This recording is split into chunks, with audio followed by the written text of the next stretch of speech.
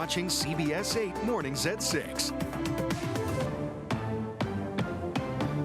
Thank you so much for joining us. Yes, I know the Monday after Super Bowl could be a little tough. Get that stretch on. Yep. We're here to help you get through it all. I'm Eric Conard. And I'm Netta Iranpour. Yeah, we're here. We got you. Let's talk about the forecast today after a beautiful weekend. Yeah. I was inside and outside the house because it was so nice out. Right. It was so nice. But yeah, It was tough to be glued to the TV. I kept wanting to get outside. And the game got a little bored. The actual game itself got a little boring. Yeah, and then I saw across social media that there were people who did like the projectors outside because it was just so nice. Very Let's watch nice. the Super Bowl on the beach. Raw. You know, That's with the way to with go. a blow-up projector.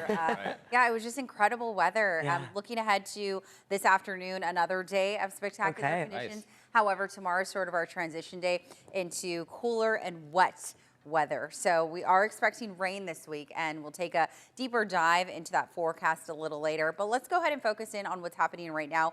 A stunning start to the day. In fact, this is our camera facing south, and you could actually see the mountains in the distance there as well. It looks like skies are clear, and that's allowing for cooling, especially for the inland valley. So grab a jacket as you head out the door, especially if you're traveling out of the inland valley neighborhoods. Meanwhile, for the coastal spots, we're a little on the mild side. Chula Vista, for example, waking up in the high 50s, so close to 60 degrees already at 6 a.m.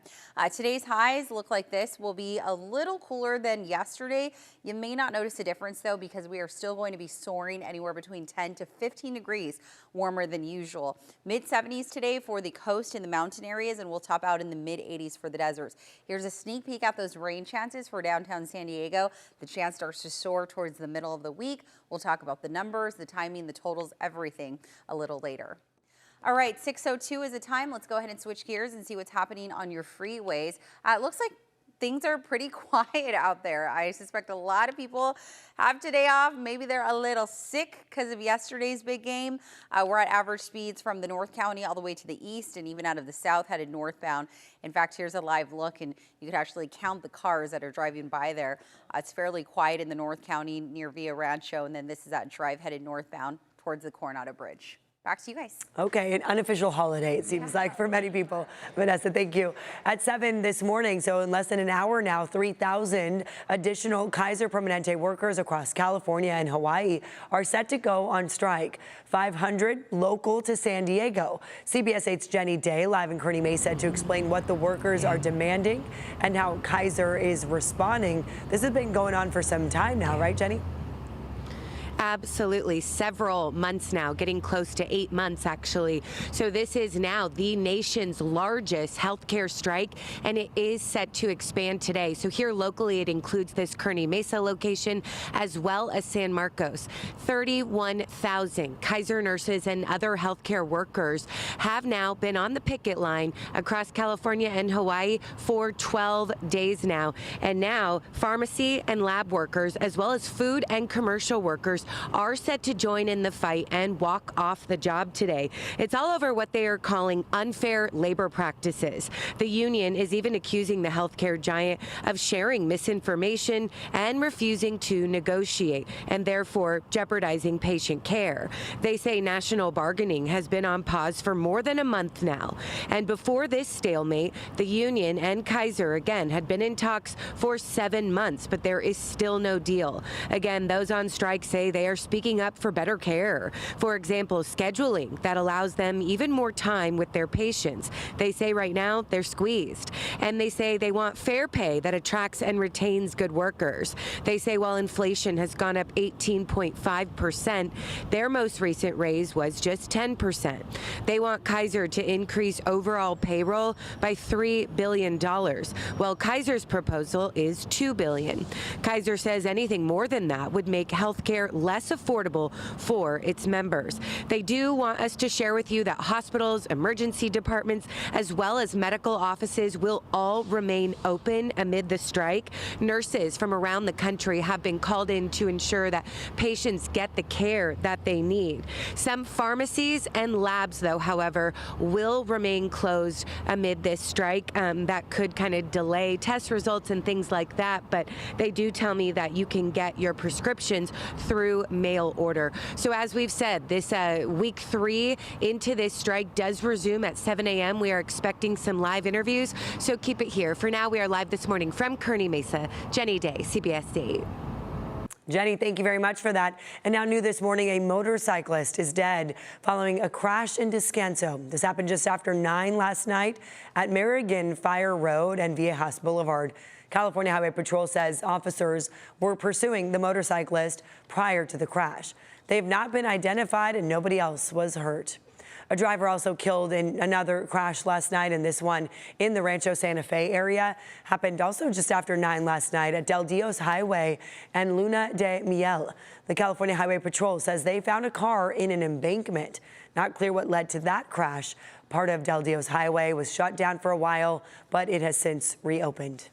Well, if you've maybe looked at social media and seen any claims that lawmakers are, quote, imposing a new mileage tax, we can tell you no such tax exists. Drivers are not being charged per mile. However, lawmakers are discussing a new proposal to help pay for roads as gas tax revenue is falling. CBS 8's Chris Crow live in Mira Mesa with what this could mean for all of us who drive. Chris, good morning. Yeah, good morning. So essentially, if you have an EV, you haven't been paying the gas tax, right? And so that's the issue that the state of California is looking at, because so much of their revenue for the roads, for fixing potholes and so forth like that, that comes from the gas tax revenue. And so if that revenue is falling, especially as technology is changing, more people are using hybrids and EVs, then how is it that can we make up that money? AB 1421, which has passed the Assembly, is studying that problem. It's actually continuing a multi-year state study on whether California should replace its gas tax with a mileage-based road usage fee.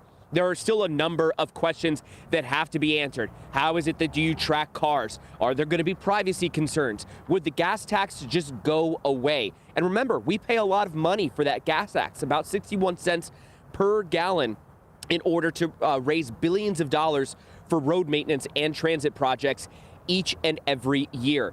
But in order to pass a mileage-based charge or a tax, that would require a completely separate bill in a future session, and it would need 2/3 vote of the legislature. So again, this is not something that is up for debate here in this year. But the state does need to replace the revenue that they are losing, and here's economics professor Alan Jin discussing that. Don't eliminate the gas tax as part of this, then people who drive gas-powered cars would be paying twice. They'd be paying the gas tax, and then they'd also be paying this mileage tax. Yeah, so that was Professor Jin again bringing up the point that it is likely that they are going to have to rescind that gas tax to make sure that people aren't getting taxed twice here. What we can tell you is that there are roughly the state's commission on this, that they have estimated that so far the state could lose about, let's see here, $31.3 billion over the next decade if they continue down this road without updating either the gas tax or putting in a new mileage tax. Back to you in studio. Chris, thank you. Investigators are covering new ground more than a week after the mother of Today's Show co-host Savannah Guthrie disappeared. Over the weekend, new pleas from the Guthrie family as police continue to search the community for clues. CBS's Wendy Gillette now with the latest. This is one of 2 gas stations in Tucson, Arizona that investigators visited, asking to view surveillance footage, according to CBS News sources. Pima County Sheriff's deputies returned to the home of 84-year-old Nancy Guthrie this past weekend, where she was last seen 9 days ago. Drone video appears to show them searching a septic tank. They also revisited the home of Annie Guthrie, one of Guthrie's 2 daughters, where Nancy ate dinner last Saturday night. We received your message. Her other daughter, Today Show anchor Savannah Guthrie, posted another video on Instagram, pleading with her mother's abductors for her release, flanked by her siblings. This is the only way we will have peace. This is very valuable to us, and we will pay. We turn to you, Lord, in our hour of need. Guthrie's abduction was a focus of the Sunday service at St. Andrew's Presbyterian Church in Tucson. Her absence from church last weekend triggered a search for her. We pray for Nancy's rescue. We pray for her release. We pray that she would be brought safely home. Guthrie's neighbors are sharing the same prayers. Tucson is a beautiful, nice, calm city, and for something like this to happen, it's horrible, horrific. Investigators are trying to authenticate ransom notes sent to media outlets. One of them set 2 deadlines. The first one has already passed, and the second is today. Wendy Gillette, CBS News. And now an update. Power has been restored to many customers out of Spring Valley. This may have affected you during the Super Bowl. Yeah, that's a pretty big deal for many families. SDG&E says the power outage started just after 5 yesterday afternoon and new this morning.